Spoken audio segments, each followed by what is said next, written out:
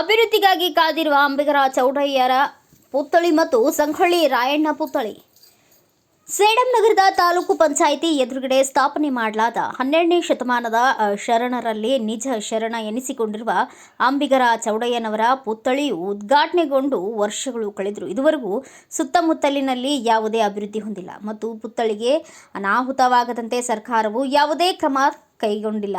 ಹಾಗೆ ನಗರದ ಬಸವೇಶ್ವರ ವೃತ್ತದ ಸಮೀಪವಿರುವ ಕ್ರಾಂತಿವೀರ ಸಂಗೊಳ್ಳಿ ರಾಯಣ್ಣ ಅವರ ಪುತ್ಥಳಿ ಅನಾವರಣ ಮಾಡಲಾಗಿದೆ. ಅದರ ಸುತ್ತಮುತ್ತ ಕಾಂಪೌಂಡ್ ಹಾಕಿದರೆ ಆದರೆ ಉದ್ಯಾನವನ ಯಾವುದೇ ರೀತಿ ಅಭಿವೃದ್ಧಿ ಕಾಣುತ್ತಿಲ್ಲ. ಅಷ್ಟೇ ಅಲ್ಲದೆ ಕೆಲ ದಿನಗಳ ಹಿಂದೆಯೇ ಉದ್ಯಾನವನದಲ್ಲಿರುವ ಸಿಮೆಂಟ್ ಕುರ್ಚಿಗಳನ್ನು ಕಿಡಿಗೇಡಿಗಳು ಒಡೆದು ಹಾಕಿದ್ದಾರೆ. ಇದಕ್ಕೆ ಸಂಬಂಧಿಸಿದಂತೆ ಕ್ರಮ ಕೈಗೊಳ್ಳಲು ಅಧಿಕಾರಿಗಳಿಗೆ ಮನವಿ ಮಾಡಿದರೂ ಇದುವರೆಗೂ ಯಾವುದೇ ಕ್ರಮ ಕೈಗೊಂಡಿಲ್ಲ. ನಿಜ ಶರಣ ಅಂಬಿಗರ ಚೌಡಯ್ಯ ಮತ್ತು ಕ್ರಾಂತಿವೀರ ಸಂಗೊಳ್ಳಿ ರಾಯಣ್ಣ ಅವರ ಪುತ್ಥಳಿ ಉದ್ಯಾನವನ ಯಾವಾಗ ಅಭಿವೃದ್ಧಿ ಹೊಂದುವವು ಎಂಬ ಪ್ರಶ್ನೆ ಸಾರ್ವಜನಿಕರಲ್ಲಿ ಮೂಡುತ್ತಿದೆ.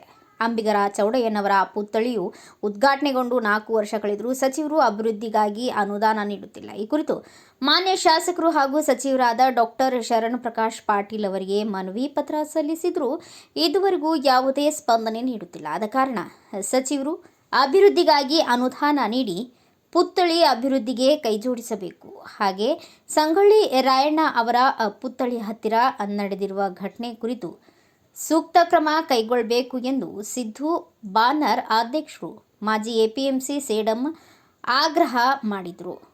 ಕ್ರಾಂತಿವೀರ ಸಂಗೊಳ್ಳಿ ರಾಯಣ್ಣ ಅವರ ಪುತ್ಥಳಿಯ ಕಟ್ಟಡ ಸುತ್ತಲೂ ಟೈಲ್ಸ್ ಮತ್ತು ಬಣ್ಣ ಹಾಕಲು 15 ಲಕ್ಷ ರೂಪಾಯಿ ಅನುದಾನ ಸರ್ಕಾರದ ವತಿಯಿಂದ ನೀಡಲಾಗಿದೆ.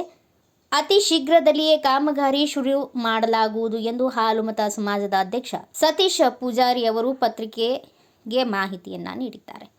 Bureau report Venkatappa K Sugal, Bharat Vaibhav news, Sedam. Thanks for watching. Read, discuss and debate with editor Dr. Yan Prashant Rao. Wanted reporters in print, digital and visual media for Bharat Vaibhav Daily Newspaper, BV News 5 Channel and BV Fast Web News from all the talukas of Karnataka, Goa and Maharashtra. If interested, send your resume to 9019229369.